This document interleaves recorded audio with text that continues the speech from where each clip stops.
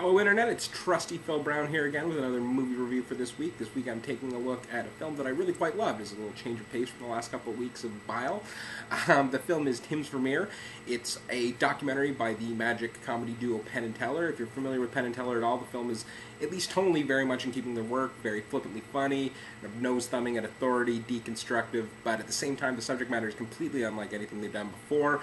The story relates to a friend of theirs named Tim Jennison. Jennison's sort of an inventor who became obsessed with the Dutch master painter Johann Vermeer. If you're unfamiliar with Vermeer, he's someone who's fascinated art historians for generations because his work had a certain detail and quality of lighting that was decades, if not centuries, ahead of its time.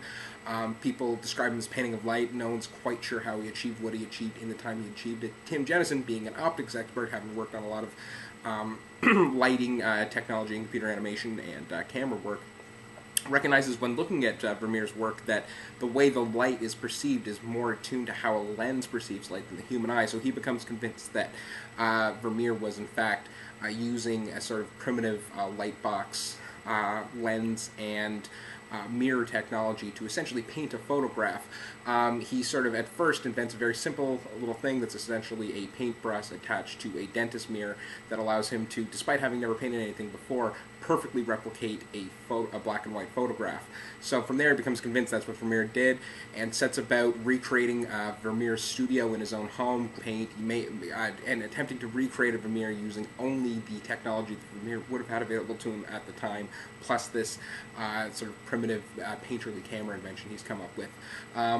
Minor spoiler, but he does it. It's extraordinary, and what's wonderful about the film is that it's a very, sort of funny, touching exploration of creativity and being an outsider and the challenge of overcoming a seemingly impossible task. But what makes the movie work is very much the fact that it's by Penn and Teller, and it feels very much like their tone. And more than that, it almost feels like a perfect Penn and Teller magic trick. Penn and Teller's act has long been sort of doing magic tricks, but showing the audience how the trick is done, and by them knowing what's being done, the trick is all the more impressive. The film is very much like that, where it's one thing to see this painting that Tim Jennison has created. It's quite another to watch the over a year-long odyssey it took to make it happen, and like a Penn and Teller magic trick, simply knowing how the sausage is made makes it all the more impressive to see the final result. So it's a very, very wonderful, touching, funny, warm film that I can't recommend enough to fans of Penn and Teller, fans of art, and frankly fans of films in general, because this is quite honestly one of the finest documentaries that you will see all year. So